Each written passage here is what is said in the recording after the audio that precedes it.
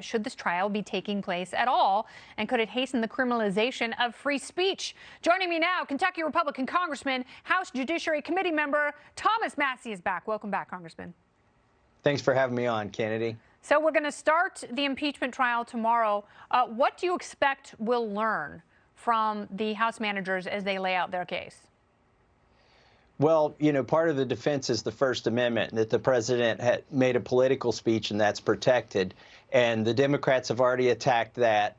But Bruce Castor, the president's lawyer, has already made the rebuttal to that in a presentation. He's got 2 Supreme Court cases that show that the president's speech was protected.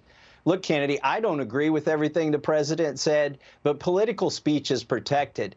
In fact, when you see TV ads running during the campaign season, they're chock full of lies. It's almost impossible to get a political ad taken off of the TV because political speech is very protected. In fact, if there weren't campaign ads with lies in them, there probably wouldn't be many campaign ads. But that's another topic. How would Facebook make all their money from the Russians? That's right. You know, and I heard you playing the clip from Liz Cheney. There were 10 or 11 Republicans in the House who voted for impeachment, and I voted against it. But far be it from me to defend them. But to their credit, at least he was still president when they voted to impeach him. That's the ridiculousness and the unconstitutional issue here going forward, is he's no longer a president. John Roberts isn't coming to officiate or to oversee the trial because it's not constitutional. It's as simple as that. And there was no due process. I think that's a big deal. I really do. The fact that the Chief Justice of the Supreme Court, although he's named as the presiding officer in an impeachment trial, isn't going to take part in it, and Democrats don't seem very interested in compelling him to come over and preside. So isn't it too easy to impeach a president? And wasn't the point of impeachment to make it more difficult? So has Congress somehow failed what Madison and Hamilton initially intended? Well, look, if we're going to impeach past presidents, I'm calling dibs on FDR.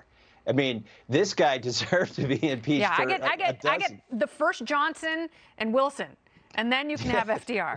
We got to go in order. Rand said he would co-sponsor that in the Senate, or he would take up the case in the Senate if I would impeach FDR. But it is ridiculous to just go forward with this. And to my senator's credit, he did force a procedural vote that showed that they already lost 45 Republicans and they can only afford to lose 33 on the final vote. If 45 don't think it's constitutional, how are you going to get more than that to vote for impeachment? It's just not going to happen. What are you hearing from some of your Republican colleagues in the Senate in terms of, are they open-minded? Are some people on the fence? Are there more Republicans on the fence than we know about? No, I don't think so. I mean, I don't have, of the 5 who didn't vote for Rand's procedural vote, I don't really communicate with those senators a lot. As you can imagine, there's certain senators I talk to more than others, and the 5 who flew the coop on the Constitution there, I haven't heard anything from them. You know, and even those may not vote for impeachment. It's hard to say. Yes, they may feel that this is somehow constitutional, and there are a lot of Democrats who defend the process by saying, no, impeachment is a political process. And I argue that we have enough that's political. At some point, we have to follow the laws and mores that we've got to make things a little bit more difficult so presidents can proceed without total paranoia. I mean, imagine President Clinton right now like, oh, my God, could they do it again? Double jeopardy. Yes. And if the Democrats are talking about process or political process, where was the process in the House?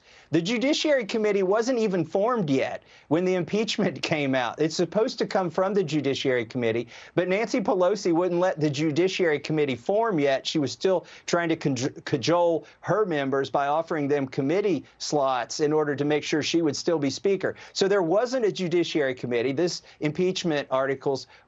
articles went straight to the floor. The president didn't have a chance in the House to present evidence or some other case. And so there was no due process in the House. So it's interesting for them to say this is a political process, because there surely wasn't much of a process in the House. No, 2 it hours doesn't. of It doesn't debate. seem to be a legal process. And my problem with the whole thing is I do think the president bears responsibility. I do think that he did a great deal of damage to the faith and the electoral process after he lost. And it was because of that, he single-handedly lost those 2 seats, those 2 Senate seats in Georgia. And, I think you'd have a hard time making a direct path from his speech to actual incitement. But he certainly didn't help matters at all. Last word, and then we have to go. Yeah, I mean, clearly he said peacefully make your voices heard. I didn't agree with what he was saying about Mike Pence could throw out the electors. I didn't even agree that I could throw out the electors. But what he said was his opinion. It does, he's got the First Amendment right. It's political speech.